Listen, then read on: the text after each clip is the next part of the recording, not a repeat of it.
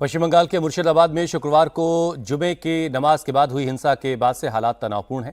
हिंसा के दौरान उपद्रवियों ने कई घरों, दुकानों को निशाना बनाया, जिसके बाद से अब वहां से कई हिंदू समुदाय के लोगों के पलायन की भी खबर है।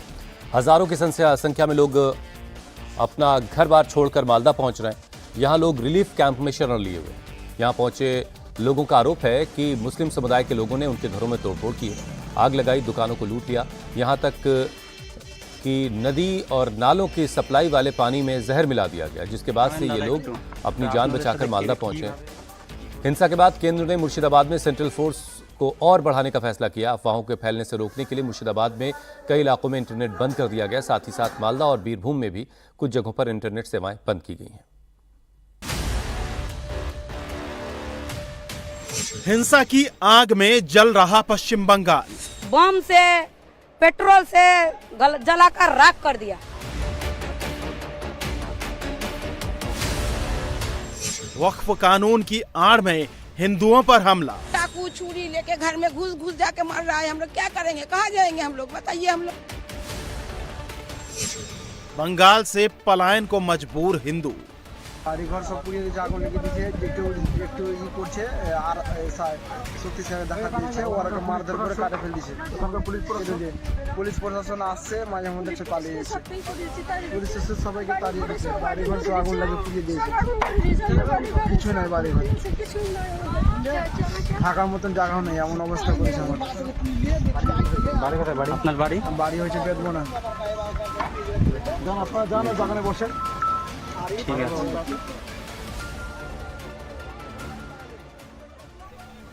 ये हकीकत है पश्चिम बंगाल की, जहां CM Mamata Banerjee all is well होने का टेप बजा रही हैं।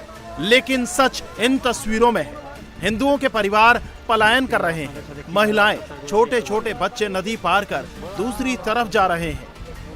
मुर्शिदाबाद में शुक्रवार को वक्फ कानून के विरोध की आड़ में हुई हिंसा के बाद हिंदू परिवार अपना घर छोड़ने को मजबूर है।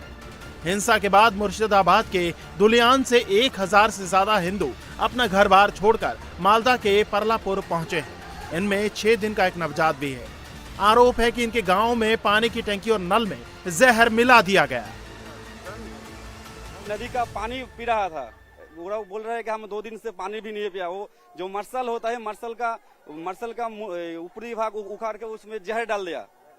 बोले जो सरकारी जो पानी का टंकी होता है, वो गांव में 3 टंकी था, वहां पर भी जहर डाल दिया।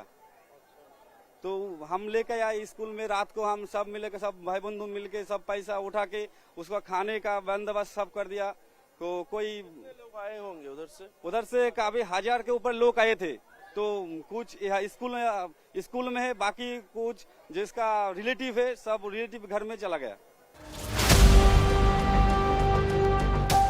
पलायन कर मालदा पहुंचे लोगों को स्कूल में बनाए गए रिलीफ कैंप में रखा गया है, जिनमें महिलाएं, बुजुर्ग और छोटे छोटे बच्चे शामिल हैं।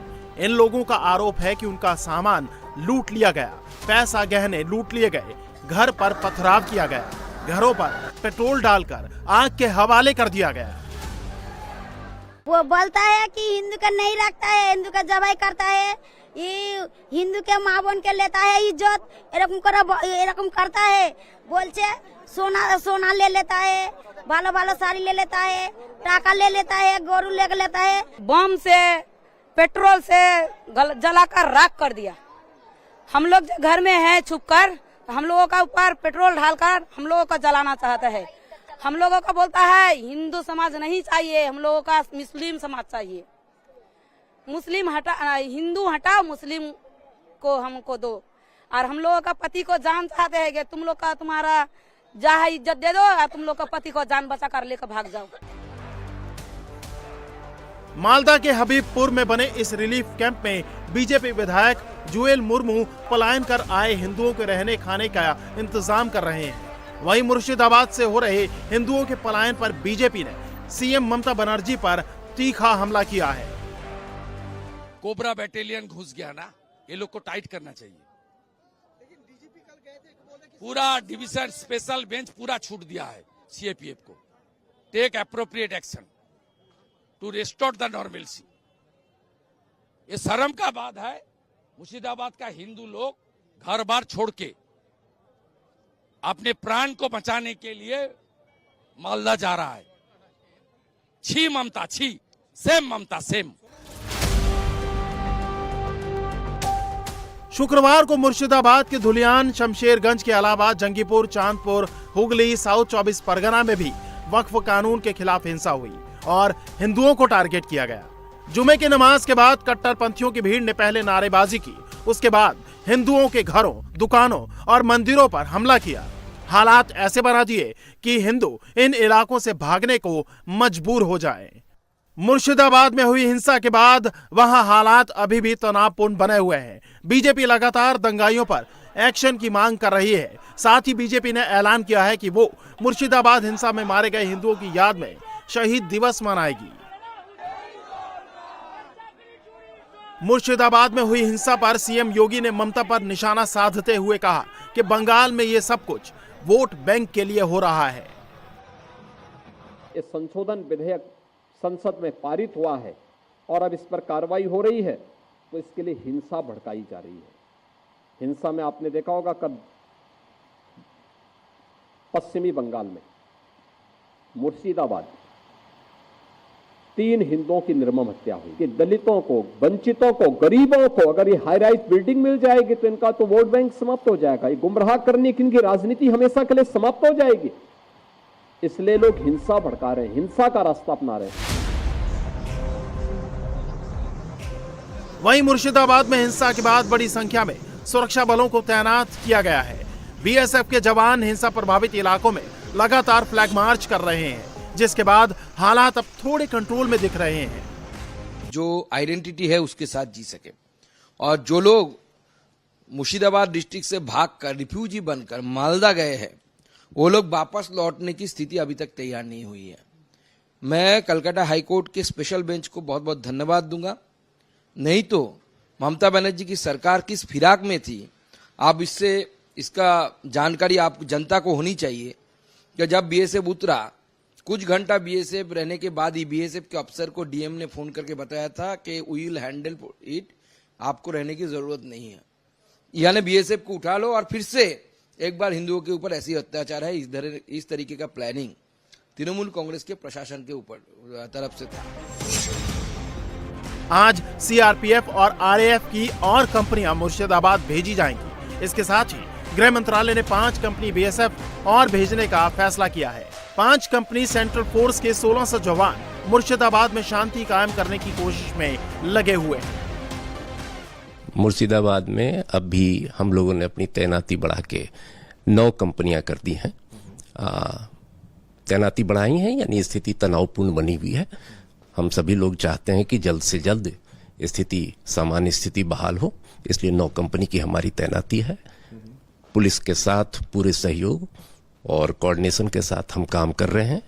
जहां कहीं भी डिस्ट्रेस कॉल और किसी मदद की जरूरत होती है, वहां पे हम अविलंब पहुंचकर स्थिति को नियंत्रण करने की कोशिश कर रहे हैं। मुर्शिदाबाद में हिंसा फैलाने के आरोप में अब तक 150 से ज्यादा उपद्रवी गिरफ्तार हो चुके हैं। पूरे इलाके में अभी भी धारा 163 लगी है। हिंसा वाले इलाकों में इंटरनेट बंद कर दिया गया है। मुर्शिदाबाद में हिंसा के बाद अब ममता सरकार भी जागी है। अफवाहों को फैलाने से रोकने के लिए मुर्शिदाबाद के साथ साथ मालदा और बीरभूम में कुछ जगहों पर इंटरनेट सेवाएं बंद कर दी गई हैं। लॉ एंड ऑर्डर को मेंटेन करने के लिए 23 स्पेशल पुलिस ऑफिसर मुर्शिदाबाद भेजे जा रहे हैं। इन सभी पुलिस अधिकारियों को अलग अलग यूनिट से लाया गया है। इनमें 10 डीएसपी, 10 इंस्पेक्टर, 3 असिस्टेंट इंस्पेक्टर शामिल हैं। दूसरी तरफ ममता सरकार के मंत्री सिद्दीकुल्ला चौधरी अभी भी वक्फ कानून का गाना गा रहे हैं। टीएमसी पूरे बंगाल में कानून के खिलाफ 1 करोड़ साइन कैंपेन चला रही है। सिद्दीकुल्ला चौधरी आरोप लगा रहे हैं कि हिंसा में जो लोग मारे गए वो बीएसएफ की गोली से मारे गए। बारे में कोई समझौता का बात नहीं है, सीधी सीधी बात होनी चाहिए कि हम लोग इस कानून को रद्द करते हैं। बंगाल में हमने 1 करोड़ दस्तखत के लिए हमने कहा है। ममता सरकार तो आप मंत्री है, चूंकि आप ये भी कह रहे हैं कि भाई हम लागू नहीं होने देंगे अपने राज्य में, वहीं पे एहतजाज भी कर रहे हैं। क्या फायदा उस मुखालफत का? एहतजाज का मतलब है कि पब्लिक में अवेयरनेस। ये कानून मुल्क के लिए, जमहूरियत के लिए, दस्तूर के लिए, पब्लिक के लिए, मुसलमानों के लिए, सेकुलर फोरम के लिए सब तकलीफ दे बात है। लेकिन बस लोगों की जो मौत हुई उसकी जिम्मेदारी पश्चिम बंगाल सरकार ले। नहीं, गलत। पश्चिम बंगाल सरकार की क्या हैसियत इसमें? मारे गए ना लोग, जो मारे गए। बंगाल में अगले साल चुनाव है और सीधा मुकाबला बीजेपी और टीएमसी के बीच है। टीएमसी जहां मुसलमानों के साथ है, वहीं बीजेपी हिंदुओं के हितों के लिए उनके साथ दिख रही है।